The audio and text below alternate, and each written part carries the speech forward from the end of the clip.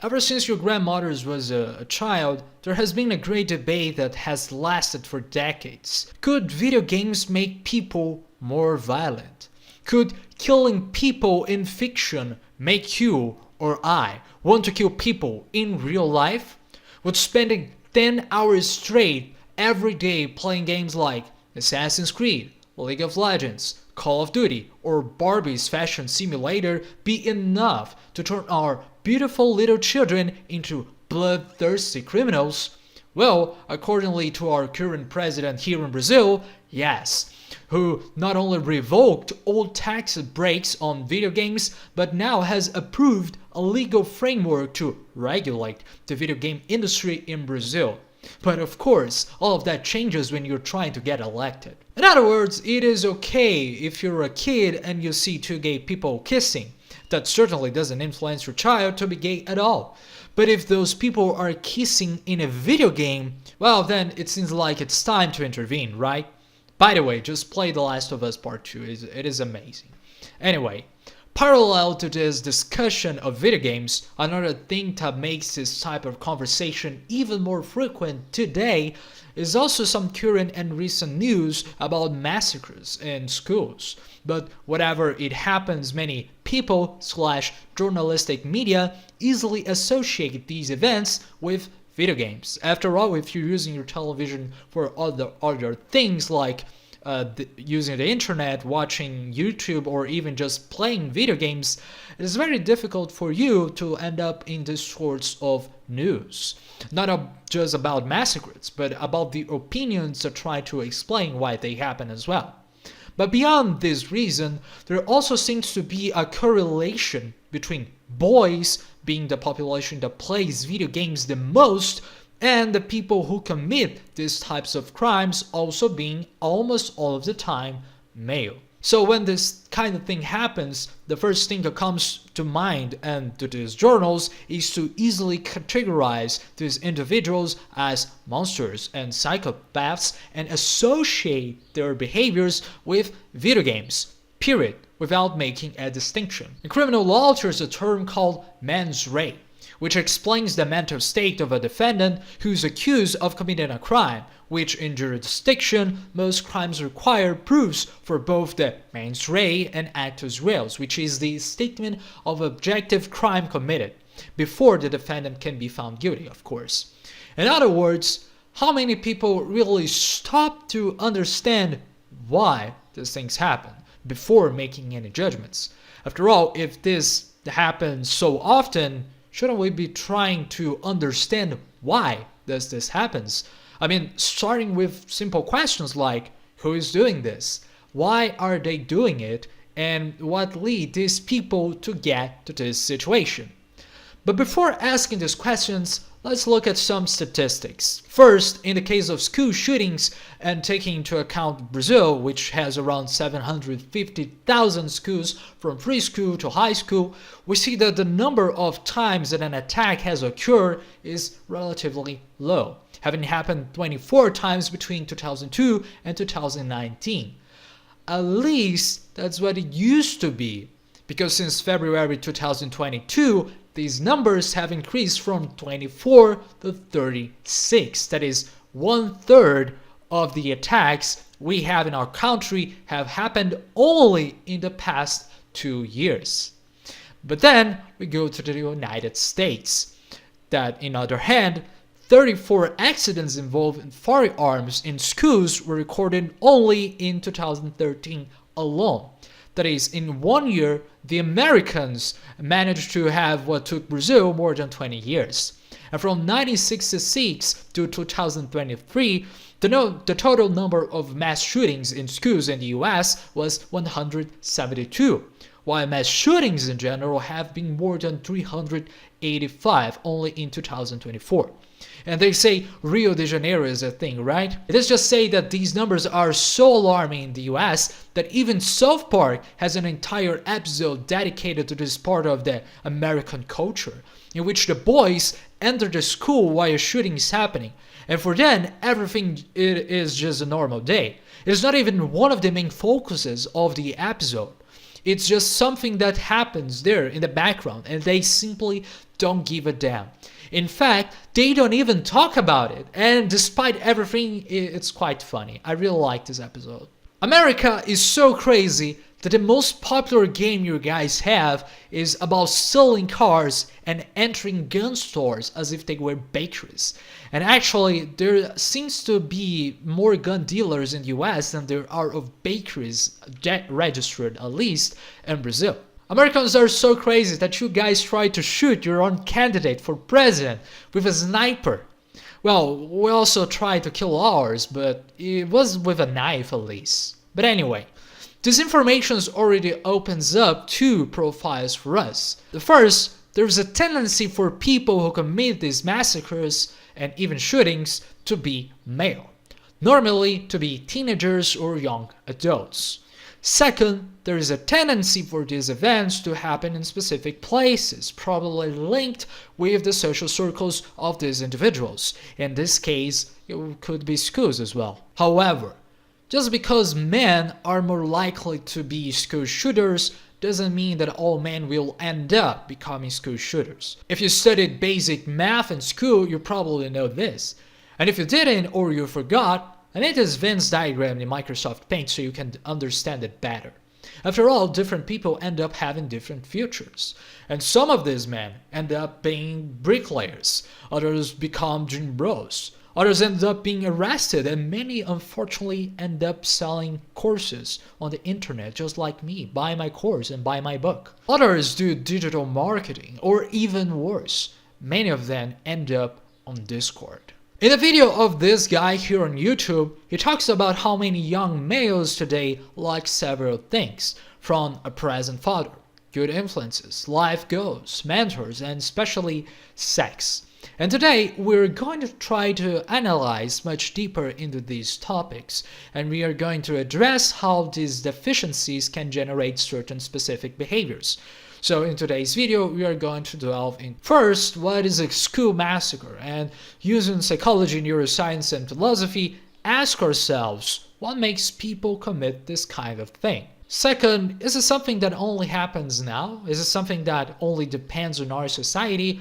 Or are there previous factors that determine this type of thing? And three, why do men have a tendency to commit this type of crimes? Why do we never see women doing this sort of thing? Or rather, do women have any role, or should they have any role in these attacks? Is the Brazilian president or your grandmother right all along? Well, that's what we are going to try to find out. And finally, it is not easy to discuss this type of subject, but it is important to do so that we can better understand and perhaps even prevent these strategies. After all, the things we least want to talk about, discuss, and look upon are the things that we need the most. On April 20, 1999, at Columbine High School in Colorado, former students Eric Harris and Dylan Klebold killed 12 classmates and a teacher before committing suicide.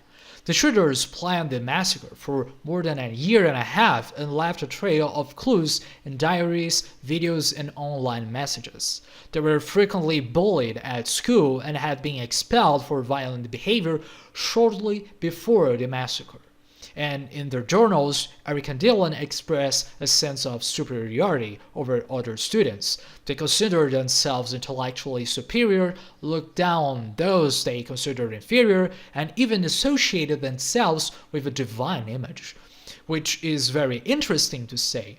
Because despite their statements demonstrating some kind of superiority, what happened to them at the school seemed to be the opposite. After all, both Eric and Dylan had been expelled from school shortly before the massacre, and seemed to suffer from major cases of bullying, which was just one of the motivations for their behavior. Therefore, the claim of superiority is somewhat strange. It was Alfred Adler, an Austrian psychiatrist, who coined the terms inferiority and superiority complexes. But to Adler, they were really one of the same. That is, the more a person wanted to appear bigger and superior, the more he was actually compensating for opposite feelings, a feeling of being smaller than other people and inferior than them. On the day of the massacre, Eric and Dylan placed homemade bombs in the school hallways and opened fire on students and teachers. Their goal was to kill as many as people as possible and cause as much damage to the school as possible as well. Known as the Columbine Massacre, this event had a huge impact in American society, sparking debates about gun control and bullying in schools. It also inspired several other school massacres in the United States and perhaps around the world. And to this date, the date of the massacre is often remembered as a day of mourning in the country. Still, in the diaries, besides some very teenage things like hearts and secret declarations about being in love with a student at school, there were some verses about getting revenge, especially on some police officers who, some time before, had arrested them for trying to steal some computers. The day chosen for the massacre, April 20, is also coincidentally the same date as Adolf Hitler's birthday, which led many newspapers and people to speculate that the boys were linked to Nazism. However, none of this was ever confirmed, and despite the misrepresentations of judgment, they even wrote in their diaries about how they disliked racists, implying that the hatred that they had was not linked to race, was not linked to ethnicity. It was really something beyond that. And despite this, even if this specific massacre did not have any Nazi-related issues, many other school shootings certainly do, including this one that happened here in Brazil, of a boy, a 16-year-old boy, who apparently wore a mask with a swastika while attacking a primary and secondary school in Espírito Santo. But that wasn't the only one either. Many people who tend to commit this type of crimes like to use these symbols. But the most interesting thing is that when you see the story of these boys, especially one who is 16 years old and who lives in Brazil, it's quite easy to imagine that these people had no real knowledge of what Nazism is, or even what Jews are, or even where they came from. At least in Brazil, we don't have this sort of culture, or even the reasons why the Nazis hated them so much. In fact, there are even adults who called others Nazis who, without even knowing the answer to any of these questions either, who are the Jews and why the Nazis hated them. Something that was really common to see on Twitter. But anyway, in other words, there is something not only in school shooters, but also in the general population in using these types of symbols, not only to express some hatred or to categorize people as Nazis, but many times these symbols are used only to shock, to express strong feelings, and not to say what they truly represent. Nowadays, calling someone Hitler or Nazi is nothing more than a cathartic movement to express strong emotions against something you don't like. And if many of these teenagers end up identifying with the symbols, what does that mean for them? Maybe it's the fact that these symbols are controversial and, as we said earlier, they generate strong emotions in anyone who hears them. Maybe it's the fact that these symbols are controversial, and as I said a moment ago, they generate strong emotions in anyone who hears them. And when that happens, when you generate these strong emotions in someone, it's very easy to think that maybe you have control over that person. And if you speak, show, or generate strong emotions in a large number of people, what do you gain from that? When your words are able to have an effect, a direct effect on others, what does that mean about you? Maybe that if you say more of these things, you might be able to have control over them. And imagining that the people who are the most famous today are able to generate emotions in other people, such as musicians, singers, actors, politicians, and famous personalities, and so on, even if you don't gain a direct quote-unquote control over them or just fame, you will certainly at least have their attention. In a song by German industrial metal Rammstein, Ich will, the singer constantly repeats these two words, which means I want. Well, the video shows a scene of a bank robbery with gunmen making demands to release the hostages. They say, "Ich will," and then complement with some other wish. For example, "I want to feel you looking at me." "I want to hear your voice screaming," or even "I want to disturb the peace." Until they finally say, "Ich will jede Herzschlag kontrollieren." I want to control every beat of your heart. Now, if you're listening to it in another context, the words of the song might refer to a love song. But if you're watching with the video, it's all transformed into a context of people just wanting to do certain things to get attention from others, which, well, might still sound like a love song nevertheless. And even though this song was released in the early 2000s, it also says a lot about our current society 20 years later, where everyone seems to have a YouTube channel, an Instagram and TikTok account, and constantly try to do flashy and risky things for nothing less than a few likes and views. What these people want are exactly those things too. For people to see them, for them to hear their voices and comments, for them to be shocked and, in a way, be held hostage by controlling their attention of whoever is watching them. And so mechanisms such as likes, comments, and views are just the reflections of this. After all, this means that you have really gained the attention of those people, which often leads to an attitude of speak ill or speak well. The important thing is to speak of me. But something even more interesting to ask would be, what does it mean to gain attention? And why do so many people want it? What leads TikTokers to burn 75% of their bodies, end up in emergency rooms, and taking several risky actions just to gain it? What is so valuable about other people's attention, and why do we want it so much? Well, perhaps a man from the 19th century will be able to help us understand that. We know that concentrated action causes sexual excitement. It is plausible to suppose that acting in the same way, but in the opposite direction, the state of sexual excitement influences the availability of attention. Much of the symptomatology of neurosis, which I relate to disorder of sexual processes, manifests itself in disorder of other non-sexual functions of the body. And this effect, incomprehensible until now, becomes less mysterious if it represents only the counterpart of influences that govern the production of sexual excitement. 3 Essays on Theory of Sexuality, Sigmund Freud. Well, thanks, Sigmund. That was enlightening. Now, in another psychoanalytic interpretation of this, it is also possible to imagine what the psychoanalysts call helplessness, which will be nothing more than the fact of imagining how you and I, even before we were born, from the 9 months of our gestation and for another 2 years after we were born, and for even 10 years at least during all this time, we lived and built on the basis of our existence through the care of another person or other people. And when we grow up and realize that there is no one there to hold our hand when we fall, to offer us comfort when we need it, this feeling is called helplessness, and is built into every human being. Therefore, when a baby cries, screams, and kicks, he may do so to get attention and consequently gain something from it, which will keep him alive here on earth.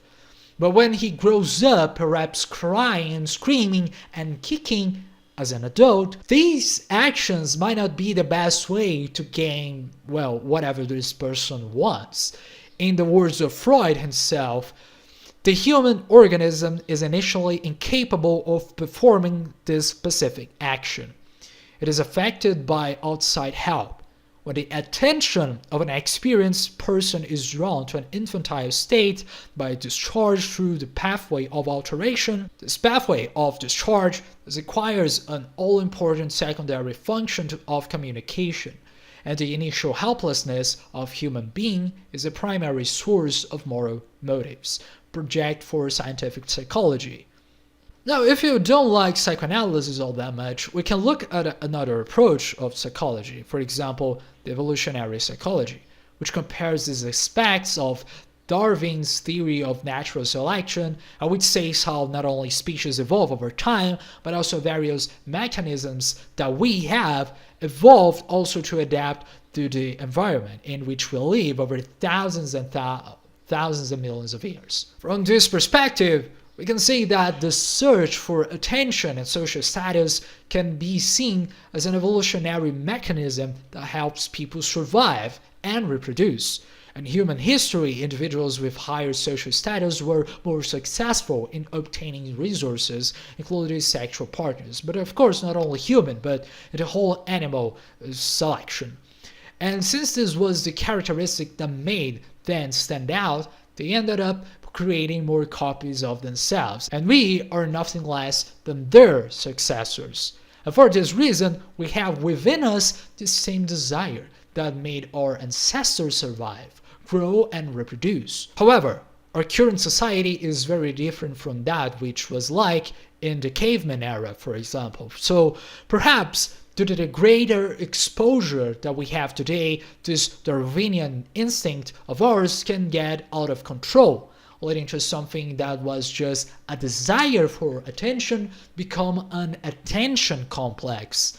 For Rammstein, this attention complex is also a way of exerting power over other people, as we said before, which is expressed by the words Ich will in the song. And the way these words are repeated over and over again also demonstrates a huge obsession on the part of the people who want this kind of thing, which is, coincidentally or not, the same obsession that exists on the part of these shooters.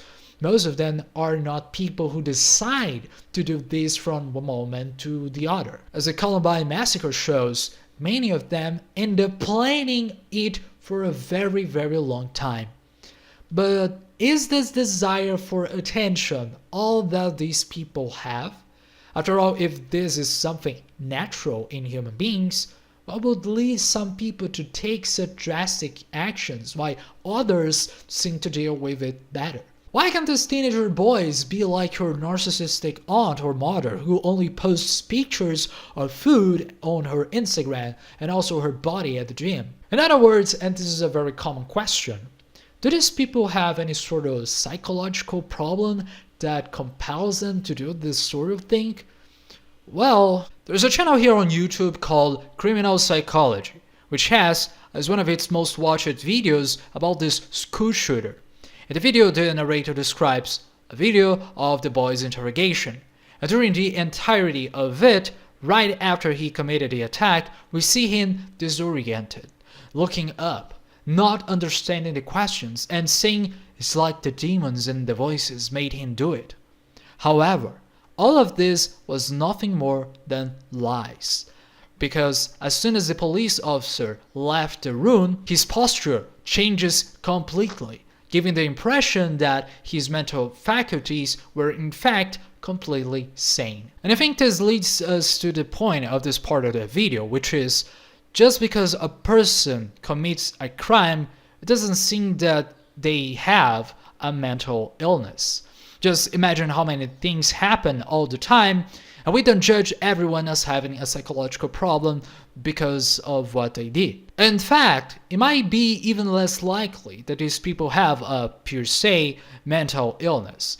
Because as we have seen, many of these murderers, they make plans, they orchestrate various things like blogs on the internet, they write books, and even participate with this with other people. Things that require not only executive functions, but as well as some kind of consciousness and a notion of what they are doing. A second statement parallel to this one that reinforces it would be the opposite, that not everyone with a mental illness commits crimes. And a good example of this are people with antisocial personality, that is, without the disorder. As much as I hate these terminologies because they are extremely superficial and easy to confuse and only occur much less frequently than people believe, for example, it is estimated that 1 5% of the population has this personality as a disorder, and depending on the context in which you live, these numbers may be even lower. The fact is that not all of the antisocials kill people. Some are university professors, like this guy who discovered it after doing a genetic test. Some others can even become doctors. After all, when you describe a person whose profession is to cut people up and deal with blood all the time, a person who makes a living from it and maybe even gets pleasure, it's not very clear whether you're talking about a psychopath or a surgeon. After all, our descriptions of psychopathy as a cold, calculating, and rational person are much more related to a surgeon who needs to stay focused on long periods of time to perform surgeries, while psychopaths often seems to act more impulsively and without self-control. And this is a very interesting thing, because if psychopaths are more impulsive, that means in a way that at least one time or another in our lives, everyone has ever been a psychopath. After all, how many horrible things have you done because at that time, at that moment, it just looked like the right thing to do. Or maybe you didn't even think it through and just decided to go for it. And not even talking about killing people, I'm just talking about saying something that you shouldn't, or having too much drink and ended up texting or even hooking up with someone you certainly shouldn't have. Or even in other cases where you feel so much anger and hatred that you become out of control, a rage so great that you feel or at least speak that you could even kill someone. So what differentiates the motivation of these shooters from these impulsive states of ours, which everyone seems to have at least once in a while? Because at the end of the day, just like you and just like me, these people, they are still people. And if these people are capable of committing such atrocities, what does that mean about you or me? Maybe that you don't want to admit it. Maybe it's just too difficult. But who has never even thought about killing someone at least once in their lives? Not that you have followed through with it or with those plans, but it really shows that to a certain extent, this kind of idea is normal. Of course, thinking about it compulsively just isn't healthy, but the real problem here is when people start doing this sort of things. The Swiss psychiatrist Carl Jung would call this the shadow, the part of our personality that we want to avoid facing and rather would want to hide for whatever reason. The fact that we think we resemble a school shooter to some extent seems quite controversial, but it's also maybe true. As I said before, these people are also people in most of degrees like us, like anyone else in the world. And if many of them do not have any type of psychopathology or disorder that explains their behavior, what leads this anger, this hatred, this planning to become a true act of revenge and of atrocities? But before answering or trying to answer these questions, perhaps it would be better to know the opposite. What do we do when we feel these sorts of emotions? Assuming that anger, hate, and even feelings of inferiority are also normal for every other human being, what do people normally tend to do when they feel these sorts of things? Well, if at least there was some kind of manual to how to be a human being, right? Part 4. Religion and the Bible. So, for thousands of years, even before Christ, human beings have used the Bible as a way to orient themselves in the world. I know I'm not preaching, but it's one of the oldest books in the world. So it may be worth knowing what God says about things after all. First, there is, do not take revenge or bear a grudge against any of your people, but love your neighbor as yourself. I am the Lord. Leviticus 19:80. Not to say, as he has done to me, so I will do to him. I will repay each person accordingly to what he has done. Proverbs 24:29. Do not avenge yourselves, beloved, but leave room for the wrath of God. For it is written, vengeance is mine, I will repay, says the Lord. Romans 12:19. If your enemy is hungry, feed him. If he is thirsty, give him something to drink. For in doing so, you will heap burning coals on his head. Romans 12:20. So we can say two things about this. The first is that based on Christian morality, human beings should not commit revenge and leave this only to God, since He will be in charge of all of the universal mathematics as a kind of divine metaphysics. That is, if people commit bad actions, they will have bad results. And you should not do that. Otherwise, the same thing will happen to you. This particularly sounds like those talks about the law of attraction for me, or even karma. And this is interesting because not only does Christianity have these sorts of ideas, but Buddhism and Hinduism do too. The karma is a central notion in Indian religions such as the Hinduism, Buddhism, and Jainism. The word karma means action or deed in Sanskrit and refers to the idea that all of a person's actions and thoughts have consequences, which can be positive or negative, depending on the nature of those actions and thoughts. According to the belief in karma, every action a person performs generates energy that can influence their present and future life. If a person performs good actions, they accumulate positive karma and will be rewarded with good things in life. On the other hand, if a person performs bad actions, they will accumulate negative karma, and this can lead to negative consequences in life, such as illness, financial problems, or difficulties in relationships. Karma is not seen as a divine punishment, but rather as a natural law that governs the consequences of human actions. According to T's belief, each individual is responsible for his or her own actions, and they should always seek to act in an ethical and morally correct manner in order to accumulate, so to speak, positive karma and have a happy and fulfilled life. Just like in Harry Potter, you know? So even though they are on the other side of the word, they also empathize with the importance of compassion, nonviolence, and especially forgiveness instead of revenge, showing that perhaps these are not just Christian ideologies, but also ways that other cultures and civilizations, and therefore human beings, have found to deal with these issues throughout history. And not only that, you shall hate your enemy, but I say to you, love your enemy and pray for those who persecute you. Matthew 5:44.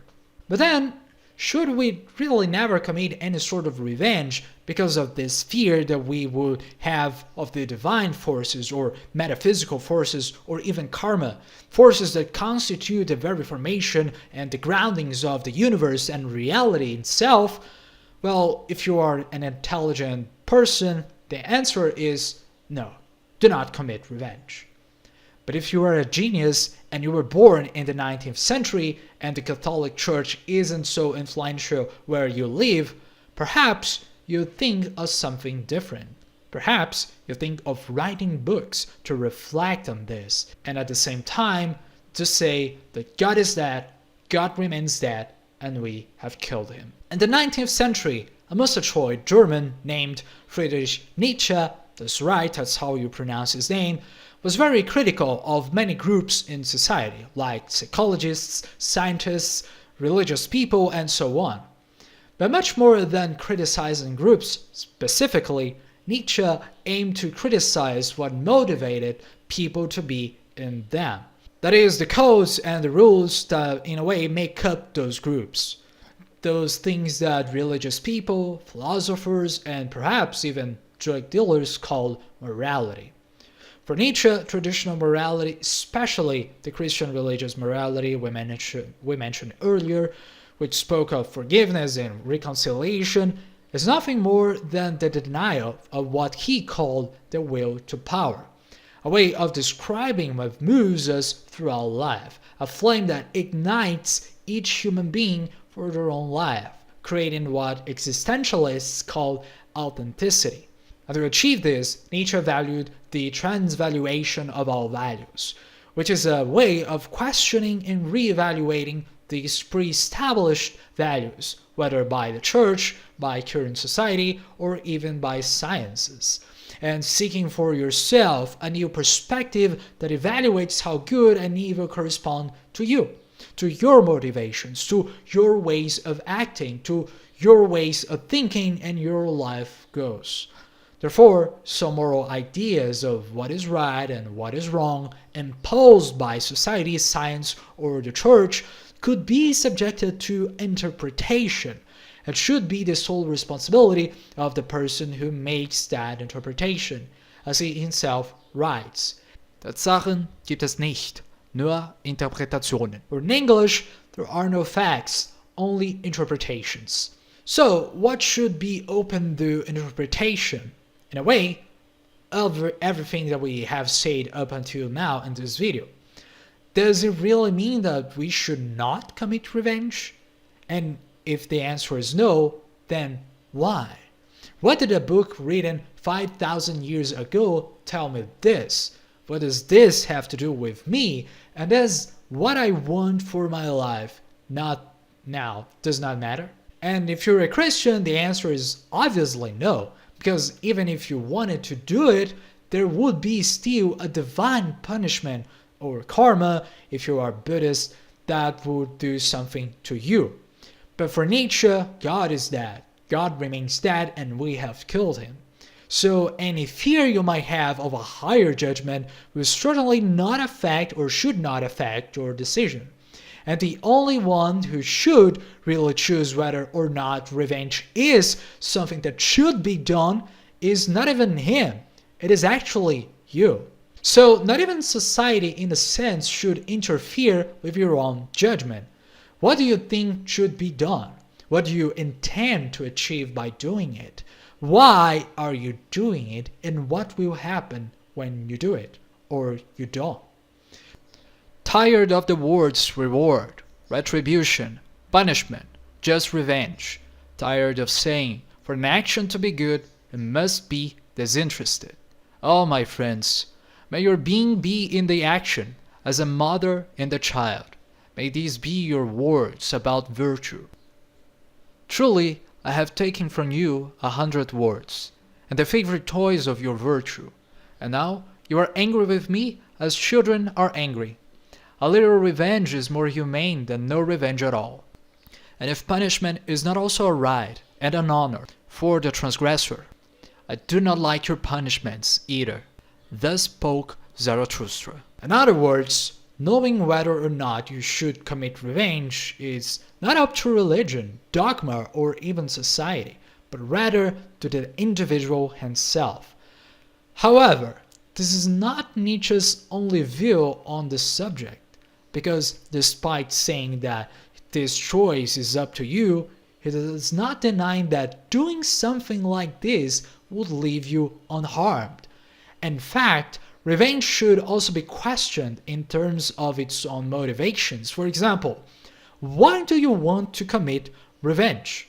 A simple answer could be because that person did this to me, so I want to pay him back. And the problem with this then would not be the fact of taking revenge itself, but the fact that your revenge is not an attempt to attribute your own desire in the world, but rather to being stagnant to what another person did to you. In other words, is to say that instead of continuing that which was your desire and was interrupted by someone else or some event, many of those who desire revenge and commit it then associate themselves with the desire that was of the other person and that has affected you. Instead of saying what you want, your action then becomes trying to interrupt that what the other person wants, in the same way that happened to you. And for a philosophy that values nothing more than the granting of its own values, of imposing what is called will to power, acting because the other person acted, doing because what the other person did, and leaving one's desire behind to impede the desire of the other, all of this could not be more contrary to what Nietzsche himself, or in this case Zarathustra, could say. Every prisoner becomes a fool. The imprisoned will also redeem itself in a foolish way. The time does not go backwards, it rearranges it. That which was, that is the name of the stone. It cannot move. And so she moves stones out of anger and despair, and takes revenge on those who do not feel, as she does, anger and despair. Thus the will, the liberator, has become the cause of pain, and in everything that can suffer, she takes revenge for not being able to go back. This, and this alone, is revenge itself, the will's aversion to time and its was.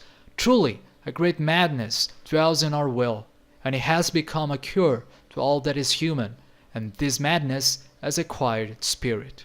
Thus spoke Zarathustra. In other words, even though Nietzsche says that what the church said about revenge could be reinterpreted personally, he aimed to question beyond the dogma that tells you what is right and what is wrong, what to do and what not to do, to also question your desire, your will, your power of possibility on doing this. It is to question, after all, why are you really doing it? Is it because it pleases you, or is it just because it displeases someone else? After all, these are two different things. On one hand, there is yourself as the focus of your attention, but on the other, there is the other person. In a sense, this last one just contradicts the idea of will to power, which should be something that comes from within to be realized internally, and not from the other, not from without, not from the external, and not from the person who committed the act. In fact, in a similar way, Nietzsche even say that we should see in those who commit to us some kind of evil something good, which seems like a contradiction, and even similar to those ideas of the Christianity of forgiveness and redemption. After all, he said that it is in these attitudes, in these difficulties, in these wars, and in these problems that we, human beings, find our greatest strengths, our greatest motivations, our true authenticity, so to speak. In other words, it would be not the problems themselves that defines us, but what we choose to act and to do with them that defines not only the results, but also us. He writes, "In the friend we must also honor the enemy. Can you get close enough to your friend without going over to the other side? We must have in our friend our best enemy. You must have your heart as close to him as possible when you oppose him." Thus spoke Zarathustra. So in short, Nietzsche's philosophy holds the following. First, to find your own will to power above anything else. And two, to break or to question pre-imposed dogmas which do not come from yourself, whether from the church, society, science, or your parents, and so on. You need to always ask yourself, where does this idea comes from? And third, find precisely in those situations that seem like impediments our strengths, or again, our own will to power. However, even though Nietzsche's philosophy helps us to understand another vision of what to do with those moral values of right and wrong, it hardly tells us where this morality comes from. That is, where does this will to power come from? Where does these motivations that move people to certain actions come from? And so far, we have seen what massacres are, how they are expressed today, some of the forces that motivate people to commit them, and even the morality of committing such things or to not commit them. But the problem here is that we still don't know where does these ideas come from. For example, if it is really negative feelings or anger, hatred, envy, inferiority, revenge, and resentment that generate those actions, we need to ask ourselves, where does these emotions really come from? In his book, Effective Neuroscience, Jacques Van Sepp, one of the greatest and biggest names in neuroscience in the recent years, wrote a chapter just for this anger system of the brain, or rage system, as he calls it. According to him, anger is nothing more than an expectation that has been interrupted. In other words, whenever you have a desire and that desire is interrupted by some other stimuli, whether cognitive or sensorial, you feel anger. In other words, all anger expresses in itself a desire. And we know that in the brain, desires or their greatest source are linked to dopamine. Dopamine is a neurotransmitter associated with human motivation and desire, and its activation occurs in the same area of the brain that regulates our most basic instincts, such as thirst, sleep, and hunger, which is called the hypothalamus. In general, the hypothalamus regulates our basic physical and sensorial needs, such as our desires to eat, to drink, and even to sleep. But look how interesting, because one of the other motivations that the hypothalamus regulates is also the sexual motivation. After all, as Charles Darwin and many other biologists said, one of the greatest motivations for life is reproduction itself. After all, we are only here now because a few years ago, two people had to meet, and some time later, we came into being. In other words, whether you like this idea or not, it's saying that sexuality is not only one of the greatest motivations for, human beings, but also for life itself, just as Sigmund Freud warned us but many years ago. Besides dopamine, which is closely associated not only with this excitement of our desires in the hypothalamus, serotonin, another neurotransmitter with receptors that are quite present in the prefrontal cortex, is also very important for regulating our sexual desire. Serotonin is largely a mood stabilizer and tends to be found in abundance in both animals and humans who are in a high status social hierarchy. That is, the famous alpha males, which I pretend to make a video about. For today, let's just say that this serotonin and this high status are very difficult to find in depressed people and are even the main ingredient of many antidepressants. It also makes sense that people who consider themselves or are in a lower status have lower levels of serotonin. That is, having lower levels of emotional stability and exhibiting more erratic behaviors. At the prefrontal cortex, the area where serotonin seems to act in a greater abundance, is also one of the most evolved areas, so to speak, and that differentiate we human beings from almost any other animal on the planet. One of the things that this part of the brain does is inhibiting these areas linked to dopamine in the hypothalamus. In other words, it is one of the main calmers of our instinctual motivations. And for neuroscientists, this raises the following question. What happens then when we, human beings, are deprived of our basic needs? What happens when people are unable to satisfy these desires and these instincts? Well, according to Van Sepp, this is where our feelings of anger and aggression arise. That is, we move from these higher areas of the brain that demand more energy to those that act faster, the lower and the more instinctive areas of the brain. Because even if it made sense that this scarcity would reduce human motivation, the opposite is actually what happens. The deprivation of our basic needs generates an intensification of motivation and an even more intense search to satisfy these needs. And several stories and scientific experiments show exactly this.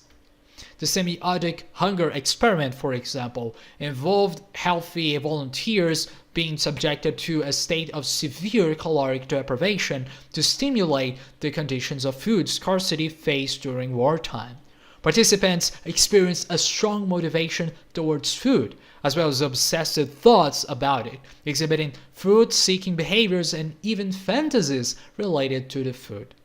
Aaron Ralston, an American climber, ended up getting trapped in 2003, and after 5 days trapped, with no hope of being rescued, little water, and no food, he ended up deciding to amputate his own arm with a knife so that he wouldn't die there in that place. An extremely brutal act, which he certainly wouldn't have done unless he was in this situation. And for me, one of the most interesting experiments is that if male mice are isolated in small cages for several weeks, about half of them develop hyperactivity and unusually aggressive behavior when they encounter other mice.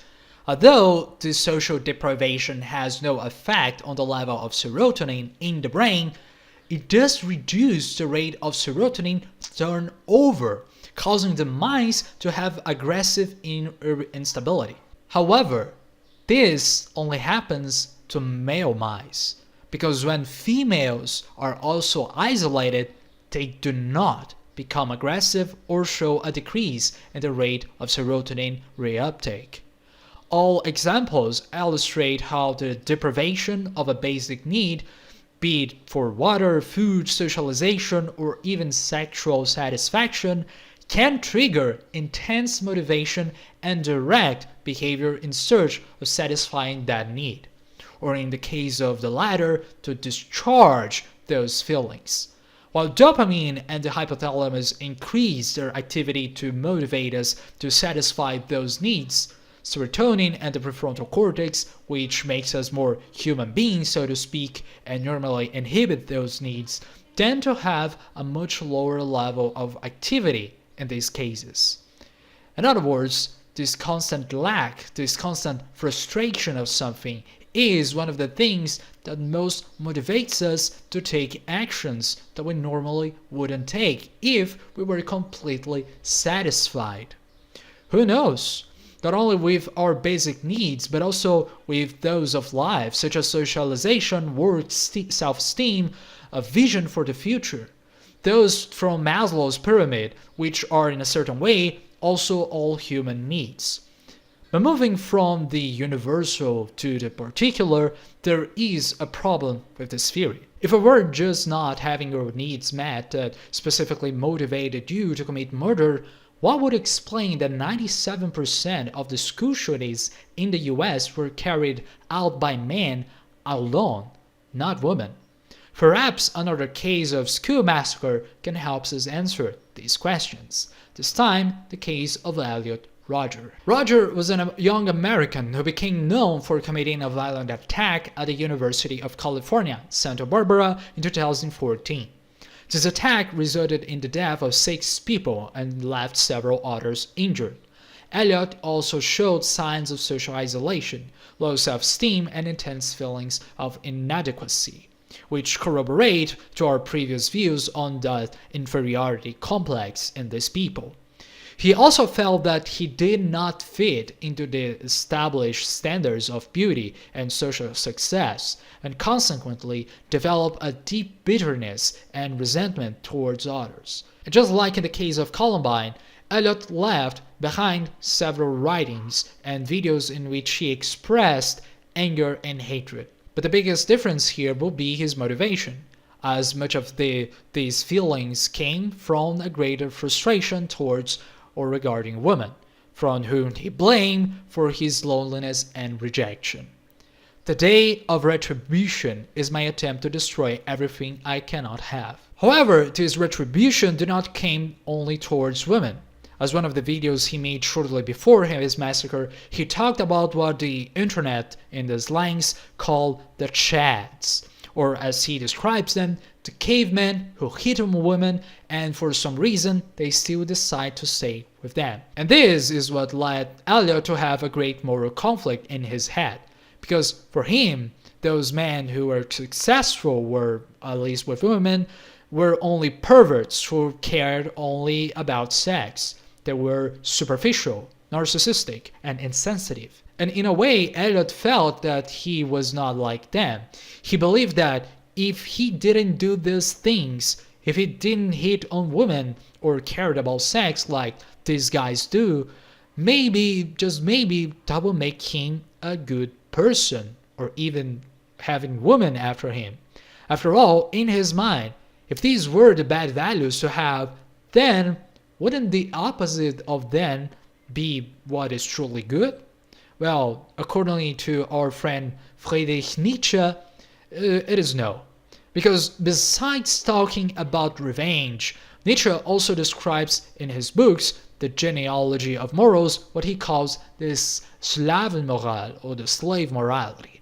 A morality, and here we go again, developed by Christians who Nietzsche referred to as weak and envious, and who, because they did not have great qualities or characteristics, were judging the noble, the strong, and the powerful, because in this way they achieve two things. First, to look down on these individuals, and to second, stay at the same height as them. That is, instead of these people trying to be better, they will simply destroy everything that they see on top, so that everything is on the same level as them. And once these people already demonstrate such poor self-esteem, self-worth, the only place that things can go is down. So when people present some characteristic, there end up being other people who will see these characteristics as bad, and imagine that the opposite of them will be the better or the good. But this is not true at all. After all, if you were only doing the opposite, you would only be doing the same thing, but in an opposite way. You know, something that could not go further against Nietzsche's own philosophy, which in turn preached the constant questioning of morality. Instead of simply acting on it, whether in a good or bad way, the important thing would be to go beyond these concepts, in other words, go beyond good and evil. So all the previous feelings of anger, hatred, and revenge were present, and all these feelings still suffered from great bipolarization. That is, either people were all good or they were all bad. Psychoanalyst Melanie Klein called this splitting, a term that defines people who have a difficulty in seeing shades of gray. And because of this, they end up seeing everything in the very extremes, often as a way of having excuses to do what they wanted in the first place, or to simply not seeing what they could have done instead. That is, to resolve the situation and not to be bounded by the first action of to whomever made it in the first place. In short, Eliot displayed traits of distorted thinking, such as a belief in his own superiority, and ironically, a belief in entitlement towards women, just like, Bowser and Ganondorf, the villains in fiction. And despite these similarities between the Columbine shooters and Eliot, several differences are also noticeable. For example, while the Columbine shooters aimed and desired people's attention, Elliot Rodgers, who acted by a twisted morality, aiming to get rid of the troglodytes, troglodyte.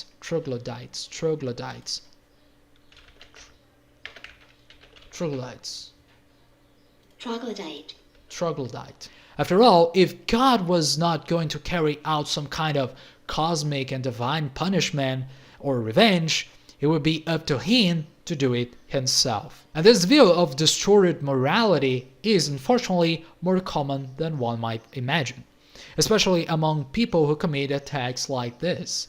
One of the most famous is Ted Kaczynski himself, also known as the Unabomber, who wrote a huge manifesto called The Industrial Society and Its Future, which preached how increasing technological evolution had corrupted what makes us human beings, and with that led to a growing wave of nihilism and depression, which, in a way, makes a lot of sense.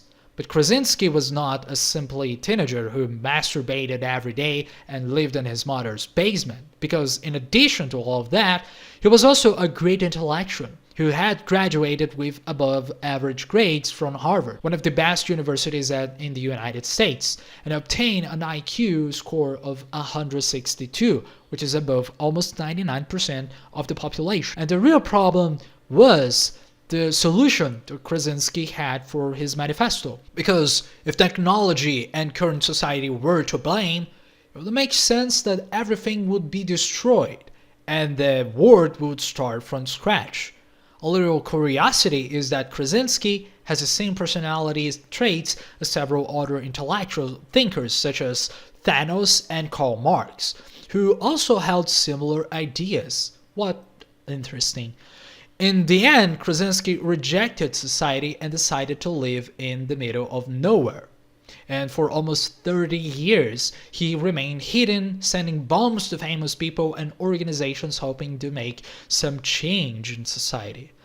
Perhaps acting out of pure hatred and resentment of the way the world was built, or more specifically, to not being someone very important in this world. And this might sound weird, but I believe we can actually differentiate these people into two distinct categories. The first being the Ich-Willers, like Columbine shooters, and the second one the Unabombers, as Elliot Rodger and Ted Krasinski. For a while, the Ich-Willers are motivated by the desire of attention as histrionics. The Unabombers aim to exact retribution on society because of a distorted morality. Even though in both cases there are actions of resentment, anguish, and resentment about life, which is apparently used to commit catastrophic actions against society itself, a type of internal feeling which is expressed externally. But none of this answers the question, why men and not women? Well, if you're a biologist, you can probably suggest a link between testosterone, a typically male hormone, and higher levels of physical aggression and anger in men. However, as Professor Robert Sapolsky of Stanford University points out, testosterone is not specifically a cause of stress. In fact, it has a different effect. After all, for almost everything that we men do that generates great emotions, when we look at ourselves, it is possible to see the relationship between testosterone and our bloodstream. So what does this testosterone really do? One of Sapolsky's own explanation is that it is closely associated with learning. Being more specific is saying that if you are already a man who is aggressive or has aggressiveness within you and has a tendency to express his aggressiveness, what testosterone really does is to help you reinforce what already exists within you. More specifically, even, it can serve as a potentializer of things that are already intrinsic to man and that generate benefits for him. But this goes deeper into the area of learning and social expression, which we'll discuss later. For now, we can make another association that although testosterone is not directly related to aggression, it does have a direct connection with another human need, which is sexuality. And as we saw earlier, although it is easy to think that massacres are often motivated by anger and revenge, what creates these feelings, these physiological feelings, is in fact the lack of some unmet desire or need. One of these desires and needs being, for example, that of the sexual desire. And that's where things get even more interesting, because there is, in common sense, this idea that men seem to like sex more than women, or at least think more about it than women do. But according to statistical and scientific data, that seems to be true. For example, in a ABC News survey, 70% of men reported thinking about sex every day, while 30% of women say the same. And you might think, well, maybe women were lying. After all, maybe it's embarrassing for women to admit it, while for men, it's a way of saying what they want and maybe even getting it. Well, maybe. But thinking about this possibility, a very interesting study even showed sexually explicit videos to some participants while recording responses from their genitals and the brain. and then asked, "Did you find this video sexually stimulating?" On a scale of 0 to 2, 1.6 or 80% of the men responded that yes, the video was indeed sexually arousing. But when looking at women, only 25% of them responded that yes, the video was sexually arousing. But here's the thing. When looking at the genital response of each one, 90% of the men seem to register an arousal response, or 10% more than expected, while 65% of the women register such a response, that is 40% more than they had previously reported. In another study, men and women were approached and asked 3 questions. First, if they would like to go out on a date. 2, if they would like to go home or to the apartment with the person asking. And lastly, if they would like to have sex with the person. For the first question, 37% of men said yes, compared to 31% of women. For the second question, about going back to the apartment, 57% of men said yes, while 18% of women say the same. And for the last question, about having sex, 58% of men accepted the invitation, while only 1% of women did the same. Now, the point of all of this research is to say that despite the differences, men still seem to have greater sexual arousal and openness than women, especially regarding the first experiment. Another difference for this is the college effect, which shows something similar. Some other data are also about sex in relationships, because when measuring the differences between heterosexual and homosexual couples, it was discovered that gay men were the couples that had the most sex with each other, with almost 70% reporting having sex 3 or more times a week, compared to 45% of heterosexual couples with a man and a woman, and 33% of lesbian couples. Now, the point of all of this research is to say that despite the differences, men still have greater sexual arousal and openness than women do, especially regarding the first experiment. Like if men were to be much more visual and mediate when it comes to sexual arousal, while women seem to be more literary and prefer stories or even their imagination rather than visual images. Which is to say that women seems to need more or a further development to have the same levels of arousal as a man. Interestingly, testosterone levels in men, which peak around their 20s, are also linked to greater sexuality in men during that age. Imagining how perhaps this greater male sexual motivation not only balances this of the female one, but also imagines that the fact that men have a greater sexual desire than women could be linked to a greater frustration of not being able to have sex more frequently, and consequently generate that anger that we spoke about earlier. Well, that's the biggest theory right now. However, even if this explains the higher incidence in men, it does not explain why women, when they are sexually frustrated, do not commit the same type of actions. After all, even if it is not the same, to the same extent at least, women still have their sexuality. But what do women do when they are sexually frustrated? In recent years, some movements just apparently have been gaining more voice. For example, in Europe, it is quite common for environmental activists to go to museums and art galleries and throw paint or food at artworks or art that are extremely valuable to humanity. Even if these individuals have an interesting message to offer, they can often end up opting for extreme questionable methods, such as vandalism and radical attitudes. And to analyze this, psychoanalysis offers us a very interesting perspective. Because one of the things that motivated Freud to create psychoanalysis was exactly the studies of what he called hysteria. This hysteria is a word that comes from the Greek and means exactly uterus, more specifically an empty womb.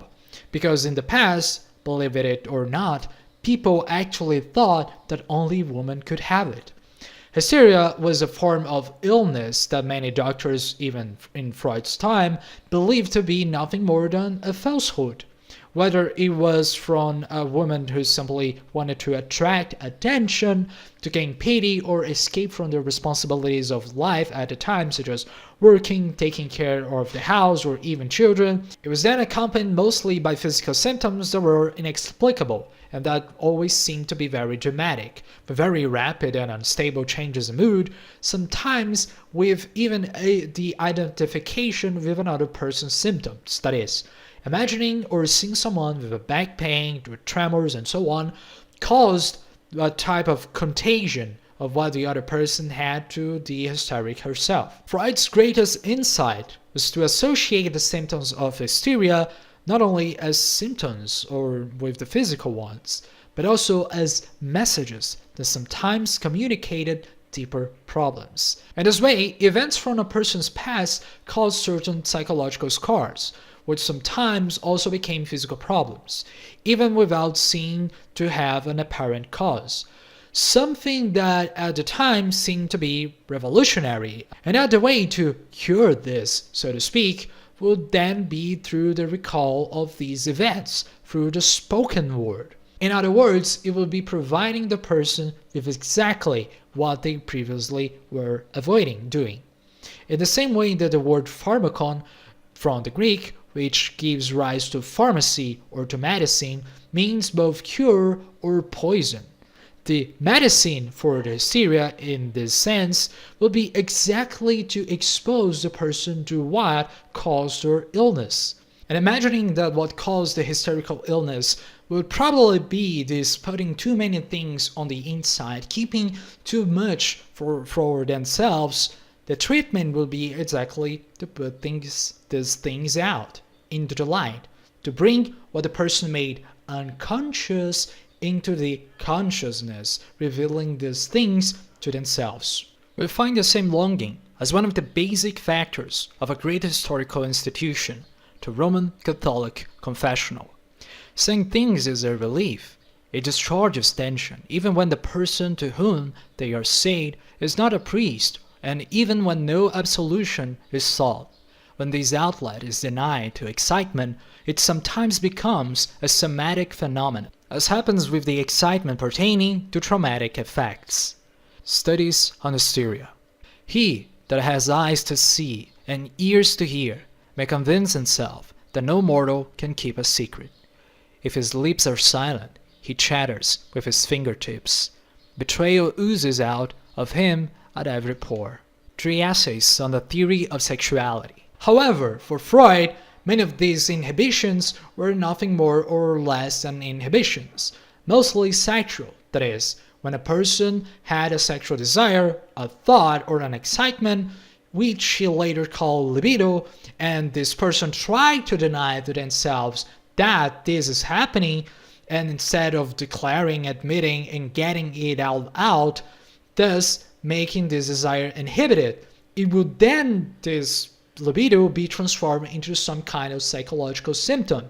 Here, for example, the so-called hysteria. This is why the treatment will be linked to admitting that whether you like it or not, you, me, and everyone else has these desires, and that continuing to keep them inside, to inhibiting them, certainly does not bring any benefit. On the contrary, in addition to creating the hysteria, doing this also distances you from what you really want in life. Indeed, the first appearance of sexual feelings and representations is often sufficient in itself to bring about an intense state of excitement, because of its conflict with the deeply rooted representation of moral purity. A state of excitement of this nature is usually followed by psychic consequences, such as pathological depression and states of anxiety. Sometimes, however, certain coincidental circumstances bring about an abnormal somatic phenomenon in which the excitement is discharged. Thus, there may be vomiting when the feeling of impurity produces physical sensation of nausea, or a nervous cough, as in Anna O, when moral anxiety provokes a spasm of the glutens, and so on. Considering that most radical climate activists are women, for example, their questionable behaviors and cries of despair through their activism could indeed be examples of these repressed emotions that are expressed in unsociable ways. As Freud himself writes, when the lips are silent, people scream in different ways. And after all, what would be the best way to scream if not literally? Like a baby that cries and screams when struggling to receive care, what does women want when they do the same things in museums, in public spaces, or even on the internet? What need might not be being met for them to do this sort of thing, this kind of thing that most people clearly would not do it?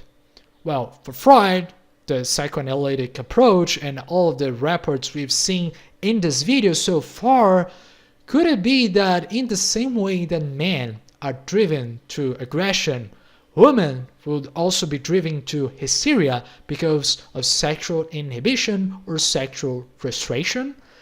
Well, that's the idea. That being the case, it would be quite easy to associate social activists not only with a female version of school shooters, but also with the hysterics described by Freud, since they also present these types of repressed emotions and a greater difficulty in expressing them in a healthy way in the world. This way of dealing with your emotions and your desires for Freud would be called repression.